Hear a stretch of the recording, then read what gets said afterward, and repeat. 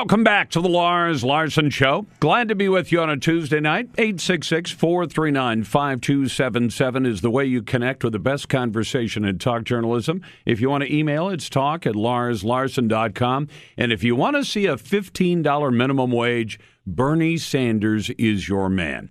He would like to see the federal minimum go all the way to $15 an hour. Is that the best thing for workers? I thought we'd talk about that with Alfredo Ortiz, who's president and CEO of the Job Creators Network. Good to have you back on the program, Mr. Ortiz. Lars, thanks for having me. And I would love to debate Bernie on Sanders on this one because, boy, he couldn't get it more wrong.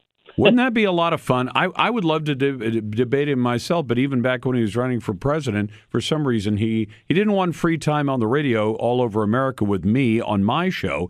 But I'd love to ask him, how does this pencil out? And you tell me from your perspective at Job Creators Network, how is it going to work out for small business, given that I know they're going to pull out a couple of university studies and say, you see, the studies show that even if we tell all these employers you have to raise your labor costs in some cases by close to 100%, it won't actually affect your customers buying your product or your bottom line. Should we believe that?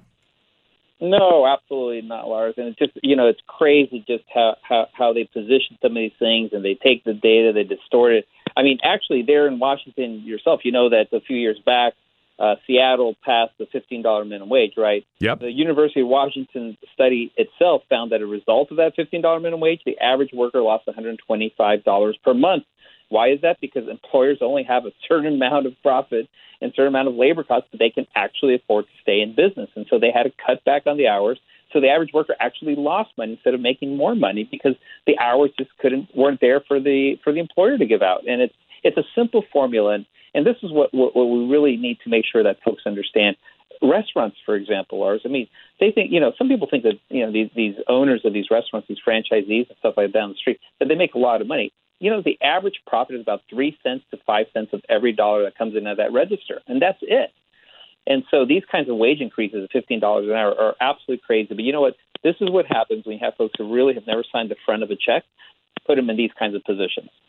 No, I'm with you because, look, I've never run a restaurant, but from the outside, I've followed them for a long time. I think they're fascinating businesses, and people will tell you that buying a restaurant make you very popular with your friends. It doesn't necessarily mean you're going to make any money. It's very easy to lose your shirt in the restaurant business.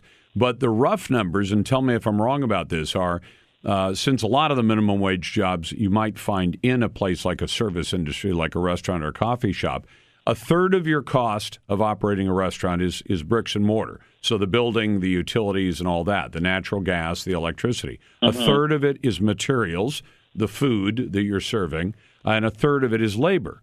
And then That's right. And maybe 31%. That leaves you maybe 7 or 8%. So I've told folks, if you walk into a restaurant and you think, wow, we really broke the bank tonight, we spent $100, the restaurant owner makes $8. And as you point out, maybe as small as $3 to $5 that he's making for every 100 that's sold. So folks say, well, but raising the wage from, $8 or $10 an hour up to $15, that's only $5 an hour. When you divide it out by the plates they serve, doesn't sound like much. But if you look at it as a labor cost, if your labor cost goes from $10 to $15, that's a 50% increase in your labor costs. Well, if your labor costs were 31% of your total costs and they go to 45%, when I add materials at 30%, food, bricks and mortar at 30% or 31%, and 35% for the labor, 45% for the labor, at that point, I'm losing money unless I raise my prices. And I know that if I raise my prices, I'm likely to lose customers and lose sales, right? It's a simple formula, right? I mean, what you explained basically there is like what I think that, I wish folks like Bernie Sanders would actually understand. If you actually spend let's say $120 to bring in 100, guess what? Close up shop. I mean, it's a really simple formula. I'm not a math whiz or a math major, but I do understand that you actually have to bring in more than you spend. It's a very easy formula, but I guess the federal government really doesn't understand that, right? No, well, maybe they understand it too well because they say, heck, we spend more than we take in every single year. And we've been doing it for decades, and it works out famously. We all get reelected. People laud us. They say, well, Senator, what do you think of this? They think we're geniuses for bringing in, spending $4 trillion and bringing in more like $3 trillion. They say, if it works for us, why shouldn't it work for the local mom and pop restaurant? Yeah, it's crazy. And Lars, I also want to just kind of put the entire conversation in perspective overall, because let me tell you what we're actually really talking about. There are about 80 million. This is from the Bureau of Labor Statistics, pretty reliable source, obviously, and very up to date here. About 80 million hourly paid workers in this country, right? And only about 220,000 of them make the federal minimum wage. That's just less than 0.3%. That means that that actually 99% of hourly paid workers make more than federal minimum wage. Based on the way Bernie Sanders talked about it, you would think that the entire country is on minimum wage salaries. I mean, this is how ridiculous this is, right? And so the point being is that that's all we are really actually talking about. So when we have that few people, we can actually figure this out, not by mandating higher wages, but frankly, by actually giving skills. And that's what we're saying at Job Creators Network, that one of the biggest issues that exists is not a minimum wage gap issue or a wage gap issue that exists in this country. It's actually a skills gap issue. And we've been advocating for the past several years, really kind of our counter narrative to the whole fight for 15 that the left has is the fight for 50. Because we actually believe that don't just actually add an extra buck or two to somebody who's making money. Let's change their lives, right? Let's give them the skills that they need to get some of these great jobs that are out there. I mean, there's 7 million unfilled jobs in this country, Lars, and some of these great entry-level jobs, right, really pay some really great, potential, salaries like firefighters and plumbers, mechanics, healthcare techs, restaurant managers. I mean, some of these jobs pay $50,000 per year, but you need to start somewhere, right? We always say to get a good job, you need a great first job, right? And that's what these entry-level jobs give you. They give you that first-rung experience that is so critical and so needed to advance up the ladder.